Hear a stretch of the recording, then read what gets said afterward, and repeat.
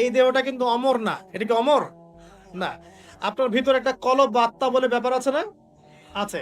এই কলবটার ব্যাপারে নবী সাল্লাল্লাহু আলাইহি ওয়াসাল্লাম বলেছেন, যখন আদম সন্তান কোনো গুনাহ করে তখন তার কলবের মধ্যে একটা দাগ পড়ে। কি পড়ে? দাগ পড়ে। আরেকটা যখন পাপ করে তখন আবার দাগ পড়ে। আরো একটা পাপ করে আবার দাগ পড়ে। এইভাবে যখন আপনি গুনাহ করতেই থাকবেন তখন পুরো অন্তরটা কি হবে? কলুষিত হয়ে দুর্গন্ধযুক্ত হয়ে যাবে। তো যখন আপনার কলব দুর্গন্ধযুক্ত হয়ে যাবে তখন সেখানে আপনার হিংসা, আপনার অহংকার, হ্যাঁ, আপনার গীবত, আপনার আল্লাহদ্রোহিতা, এই যে খারাপ রিপুগুলো আছে সবগুলো এই কলবে বাসা বাঁধবে। কখন বাসা বাঁধবে? যখন আপনার কলবটা কলুষিত হয়ে যায়। আর কলুষিত হচ্ছে কেন? পাপের কারণে। কিসের কারণে? পাপের কারণে। তো এখন কলবটাকে আগে পরিচ্ছন্ন করতে হবে। আপনার কলবটাকে পরিচ্ছন্ন করলে পরে ইনশাআল্লাহ তাআলা আপনি দেখবেন যে আপনার অন্তরের মধ্যে আল্লাহর পক্ষ থেকে নূর আসছে এবং ইস্তেকামা, সুদৃঢ়তা আপনি পাচ্ছেন ইনশাআল্লাহ। আল্লাহ রাব্বুল আলামিন সূরা ইব্রাহিমের মধ্যে বলেছেন, লাইন শাকারতুম লাযীদান্নাকুম, তোমরা যদি আমার শুকরিয়া আদায় করো, কৃতজ্ঞতা প্রকাশ করো, লাযীদান্নাকুম, আমি তোমাদের প্রতি আমার নিয়ামত বাড়িয়ে দিব ইনশাআল্লাহ। তোমরা যদি আমার কৃতজ্ঞতা প্রকাশ করো, আমার প্রতি শুকরিয়া আদায় করো, আমি তোমাদের নিয়ামত বাড়িয়ে দিব ইনশাআল্লাহ। ওয়ালাইন কাফারতুম ইন আযাবি লাশাদীদ, আর যদি আমার নিয়ামতকে অস্বীকার করো তাহলে জেনে রেখো যে আমার আযাব বড়ই কঠিন। আল্লাহ পাক আমাদেরকে নিয়ামত দিয়েছেন না? এই যে সুশৃঙ্খল ভাবে একটা মাঠে একত্রিত হয়ে দিনের কথা শুনছেন, আগামী 10 বছর পর যে এই সুযোগটা পাবেন কোনো গ্যারান্টি আছে? এই সুযোগটাই কাজে লাগেন না, কোনো সমস্যা? বিশ্ব সম্পর্কে তো খবর রাখেন না। বিশ্ব অর্থনীতি, রাজনীতি, সমাজনীতি, পররাষ্ট্রনীতি এগুলো সম্পর্কে খবর যারা রাখে তারা বুঝতে পারবে যে আগামী দিনগুলো এই পৃথিবীর জন্য খুব ভয়ঙ্কর হবে। এই যে এখন সুযোগ পাচ্ছেন, কাজে লাগান। সুযোগ পাচ্ছেন দিনের কথা শোনার, জানার, আমল করার, কাজে লাগান। কে জানে সামনের বছর এই সুযোগ নাও পেতে পারেন। কেউ গ্যারান্টি দিতে পারবে? পারবে না। কে জানে যে সামনের বছর ভয়াবহ দুর্ভিক্ষ নেমে আসে কিনা। 2026 সাল পর্যন্ত একটা রেড লাইন চলছে সারা বিশ্বে। আইএমএফ থেকে শুরু করে ওয়ার্ল্ড ব্যাংকের বড় বড় নেতা এবং ইউনাইটেড নেশনসের বড় বড় নেতারা বলছে যে আগামী 2023 থেকে 26 পর্যন্ত সারা বিশ্বে একটা ভয়াবহ খাদ্য সংকট দেখা দিতে পারে। এটা অনেক আগেই নবী সাল্লাল্লাহু আলাইহি ওয়াসাল্লামের হাদিস থেকে প্রমাণ হয়। তো ওদের এই ভবিষ্যৎবাণীর পিছনেও কিন্তু তাদেরই ভূমিকা আছে। সারা বিশ্বে এই খাদ্য সংকটের পিছনে ওদেরই ভূমিকা সবচেয়ে বেশি। সামনে অপেক্ষা করছে নিউক্লিয়ার যুদ্ধ, পারমাণবিক যুদ্ধ। একটা সামান্য ছোট যুদ্ধ ইউক্রেন রাশিয়া, এই যুদ্ধের ফলে গ্যাসের দাম বেড়ে যায়, তেলের দাম বেড়ে যায়, সাপ্লাই, আমদানি রপ্তানি বন্ধ হয়ে যায়। আর যদি এই যুদ্ধ বিভিন্ন দেশের মধ্যে ছড়িয়ে পড়ে কি হবে পৃথিবীর অবস্থা চিন্তা করেছেন? আমাদের মতো স্বল্পোন্নত দেশ, উন্নয়নশীল দেশগুলোর কি হবে চিন্তা করেছেন? এই যে সুযোগটা পাচ্ছি আমরা, আজকে বেঁচে আছেন, দিনের কথা শুনতে পারছেন, একটু কষ্ট স্বীকার করে শোনেন। আগামী দিনের কি ভরসা, নাও তো পেতে পারেন, হতে পারে না? তবে একটা বিষয় আপনাদেরকে আশ্বস্ত করতে চাই, দুনিয়ার অবস্থা যতই খারাপ হোক না কেন, চতুর্মুখে যত ফিতনায় আসুক না কেন, এই সমস্ত ফিতনা এবং এই দুর্যোগের ঘটার পরে ইনশাআল্লাহু তাআলা অচিরেই সারা বিশ্বে ইসলামের সূর্য উঠবে ইনশাআল্লাহ। বিশ্বাস করছেন না? আল্লাহ রাব্বুল আলামিনের ওয়াদা এটা, এবং নবী সাল্লাল্লাহু আলাইহি ওয়াসাল্লামের পবিত্র জবানের ভবিষ্যৎবাণী এটা, যে এই সভ্যতা শুরু হয়েছিল নবী দ্বারা, শেষও হবে একজন নবীর হাতে, তার নাম ঈসা ইবনে মারিয়াম, ঈসা আলাইহিস সালাম। এবং পৃথিবী ধ্বংস হবে না ইনশাআল্লাহ তাআলা যতক্ষণ পর্যন্ত না মুসলিমরা এই জেরুজালেম থেকে সারা বিশ্বে ইসলামিক খেলাফা কায়েম করে। তার আগ পর্যন্ত কিয়ামত হবে না ইনশাআল্লাহ। অতএব সামনের সময়গুলো যত কঠিন হোক, তারপরে একটা সূর্যোদয় আপনারা দেখবেন ইনশাআল্লাহ তাআলা। আমরা দোয়া করি আল্লাহ পাক সেদিন পর্যন্ত আমাদেরকে জীবিত রাখুন, আমিন। প্রিয় ভাইরা, একটা গুরুত্বপূর্ণ বিষয় নিয়ে কথা বলতে চাই। সেটা হলো, আমরা ইমানের কথা শুনেছি, ইমানের অনেক বয়ান শুনেছি, আকীদার বয়ান শুনেছি, আমরা শিরকের বয়ান শুনেছি, বেদাতের বয়ান শুনেছি, হারাম হালালের বয়ান শুনেছি, আখিরুজ্জামান বয়ান শুনেছি, আলহামদুলিল্লাহ। কিন্তু একটা বিষয় আমাদের মধ্যে খুব সমস্যা দেখা যাচ্ছে, সেটা হলো ইস্তেকামা, মানে ইসলামের উপরে, ইমানের উপরে, আমলের উপরে সুদৃঢ় থাকা কষ্টকর হচ্ছে না? আমরা হয়তো নামাজ পড়ছি, আবার পা পিছলে পড়ে যাচ্ছে। আমরা হয়তো আল্লাহর রাস্তায় সময় দিচ্ছি, দিনের কাজ করছি, আবার হঠাৎ পাপ করে ফেলছি। আমরা 2 দিন 3 দিন 4 মাস 1 মাস খুব ভালো দিনের কাজ করছি, হঠাৎ করে আবার পাপ পিছলে পড়ে যাচ্ছি, স্লো হয়ে যাচ্ছি। এই যে দৃঢ়তার অভাব, ঈমান, আকীদা, আমলের উপর ইস্তেকামা বা দৃঢ়তার যে অভাব, এই বিষয়টা নিয়ে আজকে ইনশাআল্লাহ তাআলা খুব সংক্ষিপ্ত পরিসরে কথা বলার চেষ্টা করব ইনশাআল্লাহ। ওয়া মা তাওফীকি ইল্লা বিল্লাহ আলাইহি তাওয়াক্কালতু ওয়া ইলাইহি উনীব। একবার দোয়া পড়ি আমরা, রব্বি ইশরাহ লি সাদরি ওয়া ইয়াসসির লি আমরি ওয়াহলুল উকদাতাম মিন লিসানি ইয়াফকাহু কওলি আল্লাহুম্মা ফাক্কিহনা ফিদ-দীন ওয়া আল্লিমনা তা'ওয়ীল। আল্লাহ রাব্বুল আলামিন সর্বপ্রথম আদম আলাইহিস সালামকে সৃষ্টি করেছেন, কি হিসেবে সৃষ্টি করেছেন? আল্লাহ পাক বলছেন, ওয়া ইয কুলনা লিল মালাইকাতি ইসজুদু লি আদম। যখন আমি ফেরেশতাদেরকে বললাম যে তোমরা আদমকে সিজদা করো, ফাসাজাদু, সবাই আদমকে সিজদা করলো, ইল্লা ইবলিস, ইবলিস সিজদা করলো না। আবা ওয়াস্তাকবার, ইবলিস অহংকার করলো, উদ্ধত হলো। আবা ওয়াস্তাকবার, ইবলিস অহংকার করলো, উদ্ধত হলো এবং সে কাফেরদের অন্তর্ভুক্ত হয়ে গেল। আপনাকে প্রশ্ন করছি যে আদম আলাইহিস সালামকে আল্লাহ পাক যে সিজদা করালেন ফেরেশতাদেরকে দিয়ে, কিসের কারণে? শারীরিক শক্তির কারণে না অন্য কোনো কারণে? বলেন। জ্ঞানের কারণে। মাশাআল্লাহ। আল্লাহ পাক আদম আলাইহিস সালামকে সমস্ত জ্ঞান শিক্ষা দিয়েছেন। ওয়া আল্লামা আদামাল আসমাআ কুল্লাহা। আল্লাহ পাক আদম আলাইহিস সালামকে সমস্ত নাম শিক্ষা দিয়েছেন। মহাবিশ্বের যত জ্ঞান আছে, যে জ্ঞানগুলো আল্লাহ পাক শিক্ষা দিতে চান, এই জ্ঞানগুলো আল্লাহ পাক শিক্ষা দিয়েছেন কাকে? আদম আলাইহিস সালামকে, যে জ্ঞান ফেরেশতাদেরও ছিল না। এই জ্ঞানের শ্রেষ্ঠত্বের কারণে আল্লাহ রাব্বুল আলামিন আদম আলাইহিস সালামকে সিজদা করিয়েছেন ফেরেশতাদেরকে দিয়ে। আমার কথা কি বুঝতে পারছেন? তাহলে আদম সন্তান হিসেবে আমাদের প্রথম কর্তব্য কি? জ্ঞান অর্জন করা। আদম সন্তান হিসেবে আমাদের প্রথম কর্তব্য কি? জ্ঞান অর্জন করা। এই কারণেই নবী সাল্লাল্লাহু আলাইহি ওয়াসাল্লামের উপরে প্রথম যে ওহীটা এসেছে, এটা ছিল জ্ঞান কেন্দ্রিক। ইকরা বিসমি রাব্বিকাল্লাযী খালাক, পড়ুন আপনি সেই মহান রবের নামে যিনি আপনাকে সৃষ্টি করেছেন। তো এখান থেকে আমরা বুঝতে পারছি যে আদম সন্তান আমরা যারা আছি, বিশেষ করে উম্মতে মুহাম্মাদি আমরা যারা বেঁচে আছি, আমাদের প্রথম দায়িত্ব হচ্ছে কি? জ্ঞান অর্জন করা। এই জ্ঞান অর্জন করলে পরে আপনি ইস্তেকামা পাবেন বা আল্লাহর রাস্তায় ঈমানের উপরে দৃঢ় থাকার তৌফিক পাবেন ইনশাআল্লাহ। বলেন সুবহানাল্লাহ। জ্ঞান অর্জন করলে পরে আপনি আল্লাহর রাস্তায় ইস্তেকামা পাবেন, সুদৃঢ় থাকার শক্তি পাবেন ইনশাআল্লাহ তাআলা। সাউন্ডটা ডিস্টার্ব করছে। এরপরে দেখুন, আল্লাহ পাক আদম আলাইহিস সালামকে যে জ্ঞান শিক্ষা দিয়েছেন, কি উদ্দেশ্য ছিল? কি কারণে আল্লাহ পাক আদম আলাইহিস সালামকে পৃথিবীতে পাঠিয়েছেন? ভালো প্রশ্ন না? আচ্ছা, আল্লাহ পাক বলছেন, ওয়া ইয ক্বালা রাব্বুকা লিল মালাইকা ইন্নী জাইলুন ফিল আরদি খলিফা। স্মরণ করো নবী মুহাম্মদ সাল্লাল্লাহু আলাইহি ওয়াসাল্লাম সেই সময়ের কথা যখন আল্লাহ পাক ফেরেশতাদেরকে ডাকলেন, ডেকে বললেন যে আমি পৃথিবীতে আমার খলিফা পাঠাতে চাই। কি পাঠাতে চাই? খলিফা। এখন ভালো প্রশ্ন একটা, যে খলিফা কাকে বলে? আল্লাহ পাক আদম আলাইহিস সালামকে পৃথিবীতে পাঠিয়েছেন আল্লাহর খলিফা করে। আল্লাহর কি করে? খলিফা করে। আমরা বলছিলাম যে খলিফা কাকে বলে? খলিফা কাকে বলে, এটা আমাদের প্রশ্ন ছিল আপনাদের উদ্দেশ্যে। আপনারাই বলেন, আল্লাহর খলিফা কাকে বলে? আল্লাহর প্রতিনিধি। মাশাআল্লাহ। পৃথিবীতে যে ব্যক্তি আল্লাহ পাকের বিধিবিধানগুলো মেনে চলে, সে আল্লাহর খলিফা কিনা? জি। আর দুনিয়াতে যে ব্যক্তি আল্লাহর বিধিবিধান মেনে চলে না, সে কি আল্লাহর খলিফা? সে কার খলিফা? শয়তানের খলিফা। শয়তানের খলিফা। বুঝতে পারছেন? খলিফার একটা সংজ্ঞা আল্লাহ পাক দিয়েছেন সূরা সদের মধ্যে। কোন সূরায়? সূরা সদ। আল্লাহ পাক বলছেন, একটা কথা বলে রাখি যে আল্লাহ পাক আদম আলাইহিস সালাম ছাড়াও আরো একজন নবীকে কিন্তু খলিফা বলেছেন। সেই নবীর নাম কি? দাউদ আলাইহিস সালাম। মাশাআল্লাহ। আল্লাহ পাক দাউদ আলাইহিস সালাম সম্পর্কে বলছেন, ইয়া দাউদ, হে দাউদ, ইন্না জাআলনাকা খলিফাতান ফিল আরদ, নিশ্চয়ই আমি তোমাকে পৃথিবীতে আমার খলিফা করেছি। কাকে করেছেন? দাউদ আলাইহিস সালামকে। আপনার কাজ কি? ফাহকুম বাইনান নাসি বিল হক। দাউদ, তোমার কাজ হচ্ছে মানুষের মাঝে হকের মানদণ্ডে বিচার ফয়সালা করবে। মানুষের মাঝে হকের মানদণ্ডে বিচার ফয়সালা করবে। ফাহকুম বাইনান নাসি বিল হক ওয়ালা তাত্তাবিউল হাওয়া, এবং তোমার মন গড়া প্রবৃত্তির অনুসরণ করবে না। ঠিক আছে? ইন্নাল্লাযীনা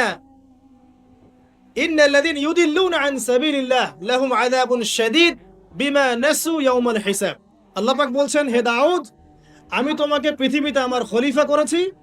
তোমার কাজ হচ্ছে মানুষের মাঝে হকের মানদণ্ডে বিচার ফয়সালা করা, এবং প্রবৃত্তির অনুসরণ তুমি করো না। নিশ্চয়ই যারা প্রবৃত্তির অনুসরণ করেছে তারা আল্লাহ পাকের সরল পথ থেকে বিচ্যুত হয়ে গেছে। আর যারা আল্লাহ পাকের সরল পথ থেকে বিচ্যুত হয়ে যাবে তাদের জন্য কিয়ামতের মাঠে যন্ত্রণাদায়ক শাস্তি অপেক্ষা করছে। ঠিক আছে, এখন এখানে দেখেন, আল্লাহ পাক দাউদ আলাইহিস সালামকেও খলিফা বলেছেন এবং আদম আলাইহিস সালামকেও খলিফা বলেছেন। তো এই দুইজনের দায়িত্ব কি? পৃথিবীতে এসে আল্লাহ পাকের বিধিবিধান মেনে চলা এবং মানুষের মাঝে আল্লাহর বিধান অনুযায়ী ফয়সালা করা। এই হলো খলিফার কাজ। যদি এখন পৃথিবীতে এসে আমরা আল্লাহর বিধানের পরোয়া না করি এবং আল্লাহর বিধান দ্বারা আমরা মানুষের মাঝে বিচার ফয়সালা না করি, আমরা আর আল্লাহর খলিফা থাকছি না। কথা ঠিক আছে? এখন আদম আলাইহিস সালামকে পরীক্ষা করা হলো, তাকে জ্ঞান শিক্ষা দেওয়া হলো, তার বুকের বাপ পাঁজরের হাড় থেকে তার স্ত্রীকে সৃষ্টি করা হয়েছে, জান্নাতে রাখা হয়েছে। জান্নাতে রেখে দেওয়ার পরে আল্লাহ পাক ফেরেশতাদেরকে দিয়ে আগে সেজদাও করিয়েছেন। একজন সেজদা করে নাই, তার নাম কি? ইবলিস। শয়তান সেজদা না করার কারণে আল্লাহ পাক তাকে জিজ্ঞাসা করেছেন যে তুমি মা মানাআকা আন তাসজুদ ইয আমারতুক, তোমাকে কিসে নিষেধ করলো আদমকে সেজদা করতে যখন আমি আদেশ করলাম? শয়তান যুক্তি দিচ্ছিল, খলাকতানি মিন নার ওয়া খলাকতাহু মিন তিন, আমাকে সৃষ্টি করেছেন হে আল্লাহ আপনি আগুন দিয়ে, আর আদমকে সৃষ্টি করেছেন কি দিয়ে? মাটি দিয়ে। তো আমি আগুনের তৈরি, আদম মাটির তৈরি, আমি আদমের চাইতে বেশি সুপিরিয়র। এটা যুক্তি ছিল কার? শয়তানের। মানে শয়তান বোঝাতে যাচ্ছে যে আল্লাহ আপনি যে আমাকে বলছেন যে আদমকে সেজদা করো, আদম তো মাটির তৈরি, আমি তো আগুনের তৈরি, তাহলে আমি কেন ওকে সেজদা করব? বরং আপনি ভুল বলছেন। শয়তানের বক্তব্যটা এমন যে আপনার বক্তব্য ভুল হে আল্লাহ, আমি ঠিক, নাউজুবিল্লাহ। এই অহংকার করার কারণে, আল্লাহ পাকের বিধানটাকে অমান্য করার কারণে আল্লাহ রাব্বুল আলামিন তাকে চিরস্থায়ী কি করলেন? জাহান্নামে করলেন। এখন আদমকে পথভ্রষ্ট করার জন্য আলাইহিস সালাম শয়তান কিন্তু চ্যালেঞ্জও করেছিল, করে নাই? শয়তান চ্যালেঞ্জ করছে। কি চ্যালেঞ্জ করছে?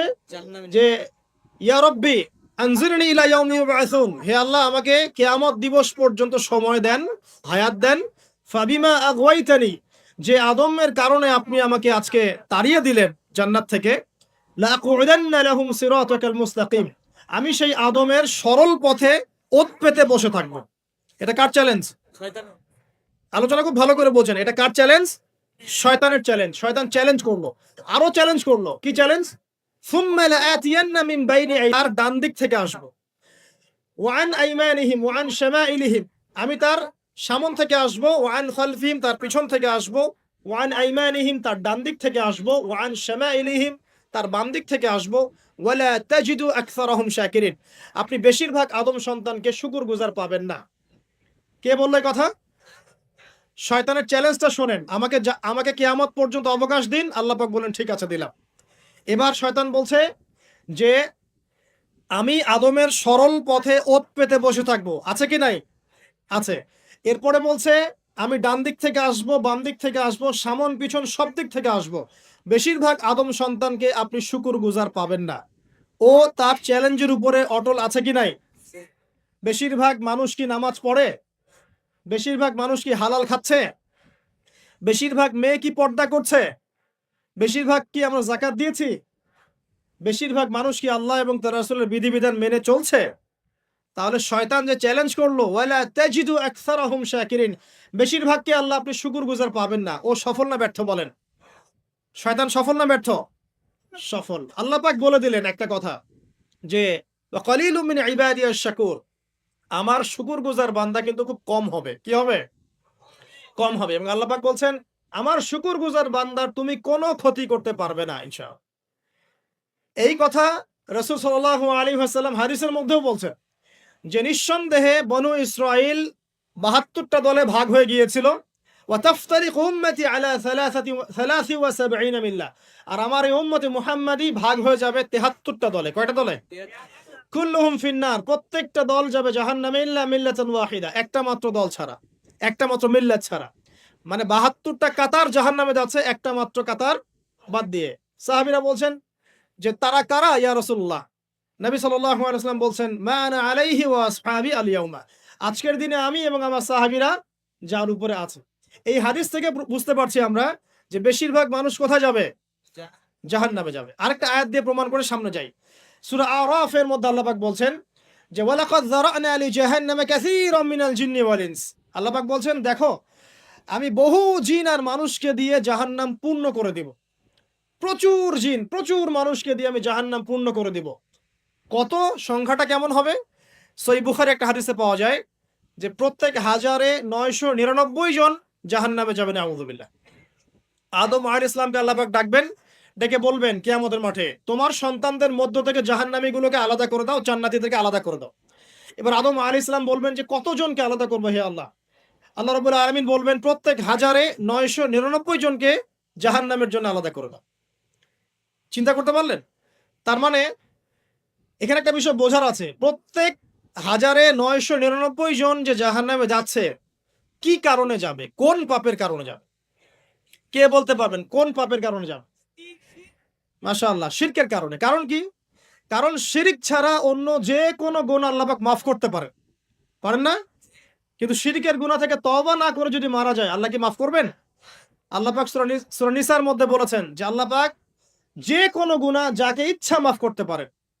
যে কোনো গুনাহ, আপনি চুরি করেছেন আল্লাহ চাইলে মাফ করতে পারেন, জিনা করেছেন তওবা করলে আল্লাহ পাক মাফ করতে পারেন, আপনি নামাজ পড়েন নাই তওবা করেছেন আল্লাহ চাইলে মাফ করতে পারেন, যাকাত দেন নাই মাফ করতে পারেন, আপনি সুদ খেয়েছেন, মায়ের সাথে জিনা পাপ না? এটা সুদের পাপ কি? মায়ের সাথে জিনার পাপ না? সুদ খেয়েছেন তারপরেও তওবা করলে আল্লাহ পাক মাফ করতে পারেন। কিন্তু শিরক করেছেন, বিনা তওবায় মারা গেছেন, আমলনামায় শিরকের পাপ আছে, আল্লাহ পাক মাফ করবেন না এমনটাই বলেছে।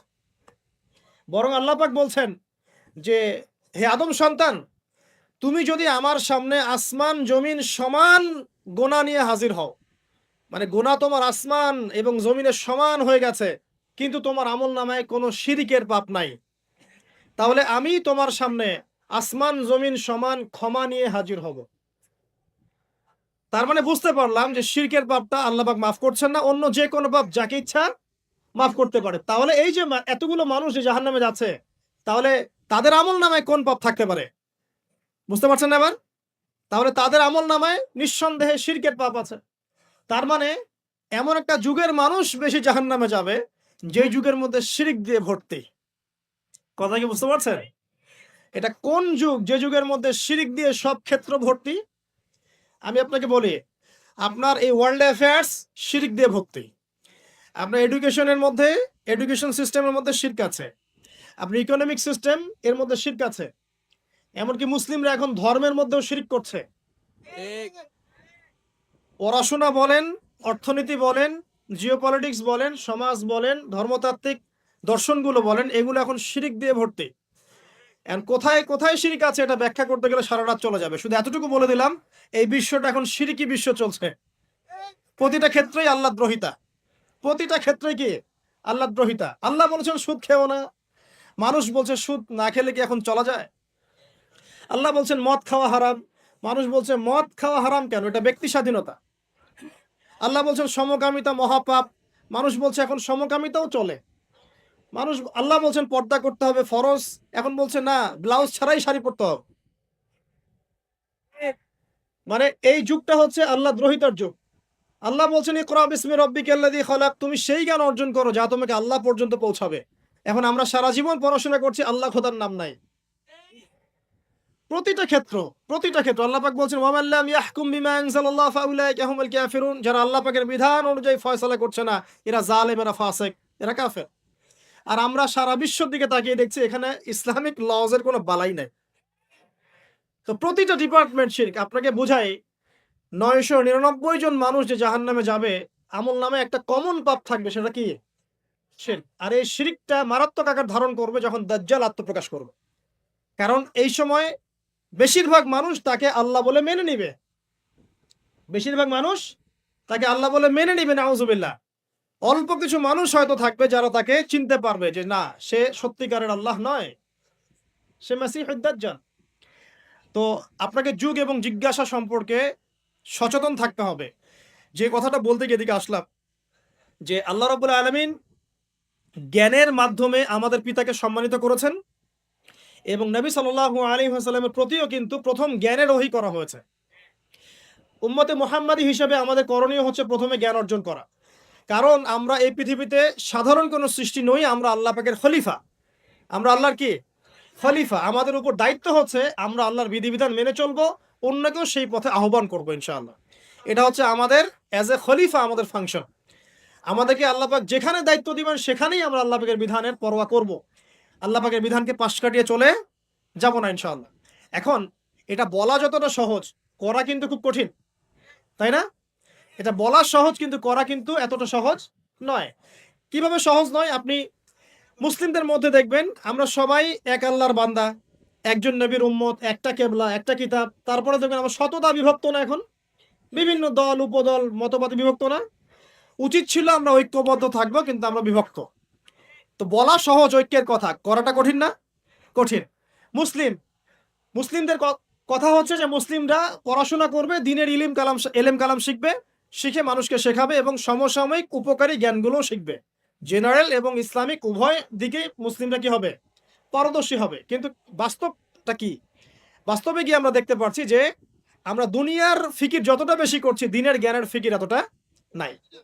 তো দেখেন, বলা সহজ, করা কিন্তু কঠিন। আমাদের উচিত ছিল যে আমরা হালাল খাবো, আমরা সুদ ঘুষ দুর্নীতির কাছে যাব না, এটা উচিত ছিল আমাদের। কিন্তু আমরা বাস্তবে কি দেখছি? ম্যাক্সিমাম মুসলিমই এখন সুদ খাচ্ছে না? ম্যাক্সিমাম মুসলিমই দেখা যায় ঘুষ ছাড়া জব হচ্ছে না, দুর্নীতি করতে হচ্ছে, অন্যের সম্পদ আত্মসাৎ করছি আমরা, এবং এগুলোকে আমরা ইসলামের অংশ বলে মনেও করছি না। মনের মধ্যে আল্লাহ পাকের ভয়ও কাজ করছে না, মনে হচ্ছে একবার হজ করে আসবো, সব গুনাহ মাফ হয়ে যাবে, তাই না? তো বলাটা কিন্তু সহজ, করাটা কি কঠিন। উচিত ছিল যে মুসলিম মহিলা যারা আছে সবাই পর্দা করবে, শালীনভাবে থাকবে। কিন্তু আপনি রাস্তাঘাটে চলাফেরা করলে দেখবেন সবাই যারা রাস্তায় ঘুরছে এরা মুসলিম পরিবারের মেয়ে, তারপরেও কাপড় চোপড়ে পর্দার কোনো বালাই নিসাউন কাসিয়াতুন আরিয়া, কাপড় পরেও নগ্ন হয়ে ঘুরছে না? এখন তো আবার অশ্লীলতাকে প্রমোট করা হচ্ছে। এখন আবার প্রমোট করা হচ্ছে যে এভাবেই নাকি হাজার বছর ধরে আমাদের মা বোনরা নাকি কাপড় পরেছে, নাউজুবিল্লাহ। তো দেখেন, বলাটা সহজ, করাটা কঠিন কেন? কারণ হচ্ছে ঈমান, আকীদা, সুন্নাহ, আমল এগুলোর উপরে চলাটা যতটা সহজ, দৃঢ় থাকাটা এতটা সহজ নয়। এটা হচ্ছে মূল কথা। আমরা ইস্তেকামার কথা বলছিলাম, দৃঢ় থাকাটা কিন্তু এতটা সহজ নয়। চলা যায়, আপনি ভালো কাজ করতে পারবেন, আপনি ভালো কাজ চাইলে করতে পারবেন, কিন্তু গুনাহ ছাড়াটা কিন্তু এত সহজ নয়। আপনি নামাজ পড়তে পারবেন, অনেক নামাজ পড়তে পারবেন, তাসবিহ তাহলিল করতে পারবেন, জিকির আজকার করতে পারবেন, কিন্তু সুদ ছাড়া এত সহজ নয়। হারাম রিজিক ছাড়া কিন্তু এত সহজ নয়। আপনার ওই যে চাকরি আপনি করছেন, যে ব্যবসা করছেন, ওখানে হারাম যেটা আছে এটা ছেড়ে দেওয়া কিন্তু এত সহজ নয়। এর জন্য কলিজা লাগে না? লাগে। আপনি হজ ওমরা করতে পারেন বছর বছর, কিন্তু প্রত্যেক বছর যাকাত বের করে দেওয়াটা এত সহজ নয়। মূল কথা হচ্ছে নেক কাজ করাটা যতটা সহজ, গুনাহ ছেড়ে দেওয়া কিন্তু এতটা সহজ নয়। ইস্তেকামা জরুরি। ইস্তেকামা মানে কি? দৃঢ়তা বা অবিচলতা। এখন আমরা আলোচনা করব আজকে ইনশাআল্লাহ অল্প সময়ে যে কয়েকটা টিপস আমি বলবো যে কাজগুলো আমাদেরকে ইনশাআল্লাহ তাআলা আল্লাহর দ্বীনের উপরে অবিচলতা সৃষ্টি করবে ইনশাআল্লাহ। এবং কিছু কিছু কাজ আমাদেরকে বর্জন করতে হবে, যেগুলো বর্জন করলে আমরা ইস্তেকামা পাবো ইনশাআল্লাহ। তার আগে একটা আয়াত তেলাওয়াত করে দেই, আপনাদের বুঝতে সুবিধা হবে। আল্লাহ রাব্বুল আলামিন সূরা হামিম সাজদার মধ্যে বলেছেন, আউযু বিল্লাহি মিনাশ শাইতানির রাজিম। আল্লাহ পাক বলছেন, ইন্নাল্লাযীনা ক্বালু রাব্বুনাল্লাহ, নিশ্চয়ই যারা বলে, যে মুসলিম মুমিনরা বলে যে আমাদের রব আল্লাহ, রব্বুনাল্লাহ, আমাদের রব কে? আল্লাহ। সুম্মা ইসতাকামু, এরপর এই কথার উপরে অবিচল থাকে, যে ইস্তেকামা, আমাদের রব আল্লাহ, এটা বলার পরে আল্লাহ পাকের বিধানের উপরে অবিচল থাকে। সুম্মা ইসতাকামু, তাদের কি হবে? তাতানাজ্জালু আলাইহিমুল মালায়েকা, তাদের উপরে আল্লাহর রহমতের ফেরেশতারা নেমে আসবেন ইনশাআল্লাহ। রহমতের ফেরেশতা নেমে আসবেন, তাতানাজ্জালু আলাইহিমুল মালায়েকা, এবং তারা বলবেন আল্লা তাখাফু ওয়া লা তাহজানু, হে মুমিন মুসলিমরা তোমরা দুশ্চিন্তা করো না, তোমরা ভয় করো না। নাহনু নাহনু আউলিয়াউকুম ফিল হায়াতি দুনিয়া ওয়া ফিল আখিরাহ, আমরা যারা আল্লাহর ফেরেশতা আছি, আমরা দুনিয়া এবং আখিরাতে তোমাদের বন্ধু হয়ে গেলাম। ওয়া লাকুম ফিহা মা তাশতাহি আনফুসুকুম, সেই জান্নাতে তোমাদের জন্য আল্লাহ পাক রেখেছেন যা তোমাদের মন চাবে। ওয়া লাহুম ফিহা মা তাদউন, এবং তোমরা যা আহ্বান করবে সবকিছুই পাবা তোমরা। নুজুলাম মিন গফুরির রহিম, এটা আল্লাহ পাকের পক্ষ থেকে একটা মেহমানদারি হবে ইনশাআল্লাহ। তাহলে ইস্তেকামার ফজিলত পেয়ে গেলাম। যদি আমরা ইস্তেকামা বজায় রাখতে পারি, আল্লাহর দ্বীনের উপর অটল থাকতে পারি, তাহলে আল্লাহর রহমতের ফেরেশতারা আমাদের সাথে চলাফেরা করবে ইনশাআল্লাহ। দুনিয়াতেও তারা আমাদের সাথী হবে, মৃত্যুর পর পরকালেও সাথী হবে ইনশাআল্লাহ। আল্লাহ পাক আমাদেরকে জান্নাত দিবেন, যেই জান্নাতে আপনি যা ইচ্ছা তাই পাবেন ইনশাআল্লাহু আযজা ওয়া জাল। তো এটা তো বললাম, কাজটা তো কঠিন। কি কি কাজ করলে আপনি ইস্তেকামা পাবেন? এক নাম্বার, পয়েন্ট নাম্বার 1, সেটা হলো কায়েমন বাক্যে আল্লাহ পাকের কাছে দোয়া করে, ভিক্ষা চেয়ে, দৃঢ়তা চেয়ে নিতে হবে। কায়েমন বাক্যে আল্লাহর কাছে দোয়া করে, তওবা করে, ইস্তেগফার করে ইস্তেকামা দৃঢ়তা চাইতে হবে, দোয়া করতে হবে। এই দোয়াটা সবচেয়ে সেরা দোয়া কোনটা? যেটা আমরা নামাজে করি। কি বলি? ইহদিনাস সিরাতাল মুস্তাকিম সিরাতাল লাযিনা আন'আমতা আলাইহিম গায়রিল মাগদুবি আলাইহিম ওয়ালাদ-দাল্লিন। আল্লাহ আমাদেরকে সরল পথ প্রদর্শন করুন, একদম সোজা রাস্তা। কোন পথ? যেই পথে, যে পথে আপনি পরিচালিত করেছেন কাদেরকে? আন'আমতা আলাইহিম, যাদের প্রতি আপনি অনুগ্রহ বর্ষণ করেছেন, মানে নবীগণ, সিদ্দিকগণ, শহীদগণ, তাদের পথ হচ্ছে সিরাতুল মুস্তাকিমের পথ। গায়রিল মাগদুবি আলাইহিম ওয়ালাদ-দাল্লিন, তাদের পথে নয় যারা গজবপ্রাপ্ত এবং পথভ্রষ্ট। তাদের পথে আমাদেরকে চালাবেন না হে আল্লাহ, যারা গজবপ্রাপ্ত এবং পথভ্রষ্ট। কারা এরা? কারা গজবপ্রাপ্ত পথভ্রষ্ট?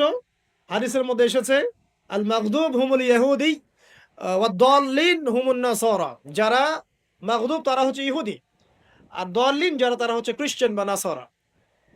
মানে আপনি একটু বোঝেন, প্রত্যেক ফরজ নামাজে এবং নফল নামাজে, সুন্নত নামাজে আপনি আল্লাহকে বলেন যে হে আল্লাহ, আপনি আমাকে ইহুদি এবং খ্রিস্টানদের আদর্শ থেকে হেফাজত করো। আপনি বলেন, হয়তো আপনি অর্থ জানেন না, কিন্তু এই দোয়াটা করার পরেই যখন আপনি মসজিদ থেকে বের হয়ে যান, আপনার শিক্ষা জীবন ইহুদি নাসারা কেন্দ্রিক, আপনার অর্থনৈতিক জীবন ইহুদি নাসারা কেন্দ্রিক, আপনার পলিটিক্যাল লাইফ ইহুদি নাসারা কেন্দ্রিক, এমনকি ব্যক্তি জীবনের সংস্কৃতিও সব ইহুদি নাসারা কেন্দ্রিক।